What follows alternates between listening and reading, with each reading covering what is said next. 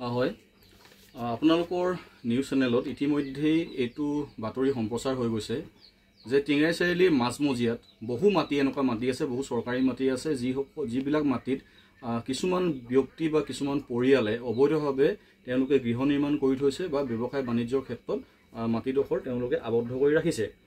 এতিয়া বীৰ লাচিত থানা অসম টিংৰাই চাৰিআলি আঞ্চলিক সমিতিৰ তৰফৰ পৰা আমি প্ৰায় একমাহ মানৰ আগতে টেঙাখাত ৰাজহ চক্ৰ বিষয়া মহোদয় আৰু দুলীয়াজান সমজিলা আয়ুক্ত মহোদয়ক আমি স্মাৰকপত্ৰ প্ৰদান কৰিছিলোঁ যে এই যিসকল চৰকাৰী ভূমিত অবৈধভাৱে কিছুমানে ঘৰ নিৰ্মাণ কৰিছে বা ব্যৱসায় বাণিজ্য কৰিছে তেওঁলোকৰ এই মাটিবিলাক যাতে বেদখলমুক্ত কৰিব লাগে অতি সোনকালে প্ৰশাসনক আমি অনুৰোধ জনাইছিলোঁ।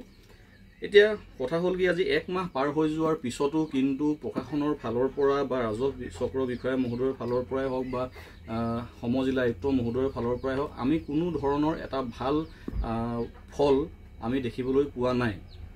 তাৰ মাজতে মই আৰু এটা কথা কৈছোঁ, টিংৰাই চাৰিআলি হাইস্কুলখন স্থাপন হৈছিলে আপোনাৰ 1972। মোৰ ওচৰত এখন কাগজ আহি পৰিছে, গভৰ্ণমেণ্ট অফ আছাম, ইয়াত লিখা আছে government of Assam office of the sub deputy collector Naharkatia circle Naharkatia, date লিখা আছে 21 ছেপ্টেম্বৰ 1979। ইয়াত স্পষ্ট ভাষাত লিখা আছে চাৰ্টিফাইড ডেট লেণ্ড মেজাৰিং 13 বিঘা 3 কঠা 14 লোচা covered by DAG number 168 has been allotted in the name of the Tingrai Sariali High School Vide memo number ISR 17/76/PT.1/6294 Dibrugarh dated the 28th December 1978 and the land is under the occupation of the said school and the school building and playground exist on that plot of land. Yet signature কৰিছে sub deputy collector Naharkatia circle district Dibrugarh.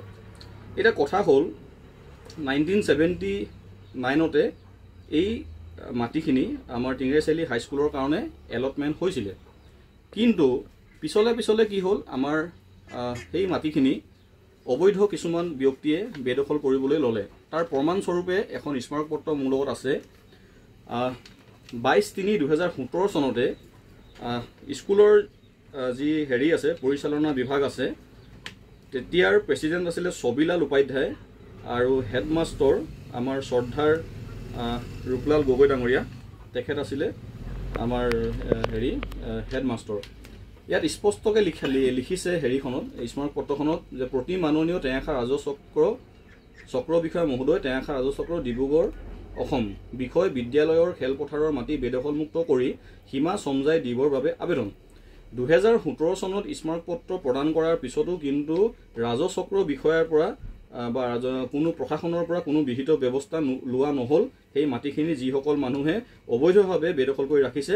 আৰু সেই সময়ত প্ৰতিলিপি প্ৰেৰণ কৰিছিলে ডিব্ৰুগড় জিলাৰ উপায়ুক্ত মহোদয় আৰু দুলীয়াজান বিধানসভা সমষ্টিৰ বিধায়ক মহোদয়। তাৰপিছত 2017 চনৰ পিছত আৰু এখন কাগজ আহিছে মোৰ ওচৰলৈ 6/12/2021।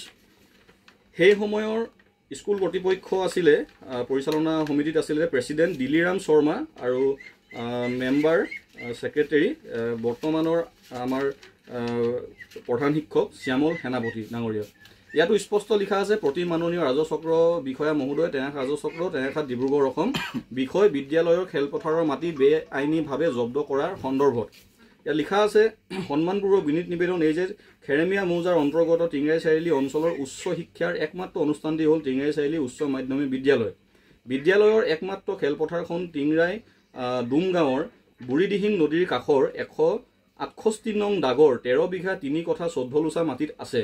বৰ্তমানত উক্ত মাটিত কিছু লোকে স্বইচ্ছাই ঘৰ দুৱাৰ সাজি জব্দ কৰি নিজৰ দখল কৰি আহিছে। গতিকে মহোদয়ৰ ওচৰত বিনম্ৰ অনুৰোধ যে বিদ্যালয়ৰ খেলপথাৰৰ চাৰিওসীমা বেদখলকাৰীসকলৰ পৰা মুক্ত কৰাৰ ব্যৱস্থা গ্ৰহণ কৰি দিয়ে যেন। এতিয়া কথা হ'ল 2021 চনতো স্কুল কৰ্তৃপক্ষৰ পৰা মেমৰেণ্ডাম দিয়া হৈছিলে। এতিয়া কথা হ'ল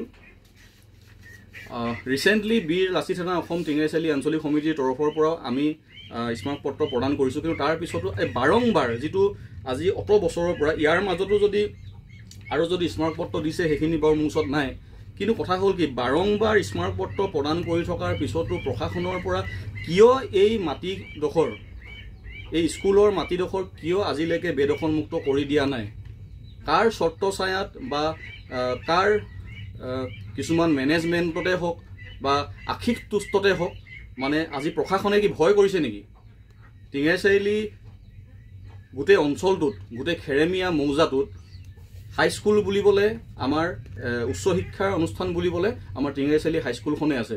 কিন্তু তৎসত্ত্বেও স্কুলখনৰ এখন খেলপথাৰ যে আজি বেদখলমুক্ত যে কৰিবলৈ যে প্ৰশাসনে যে আগবাঢ়ি অহা নাই, কিয় অহা নাই, তাক লৈ আমাৰ কিন্তু কিছু ৰহস্যৰ আমি গোন্ধ পাইছোঁ।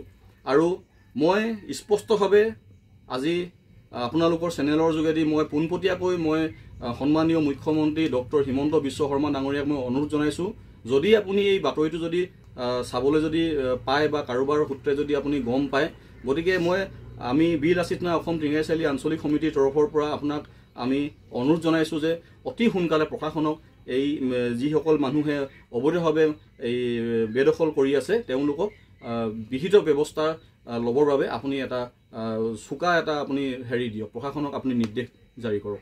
ধন্যবাদ।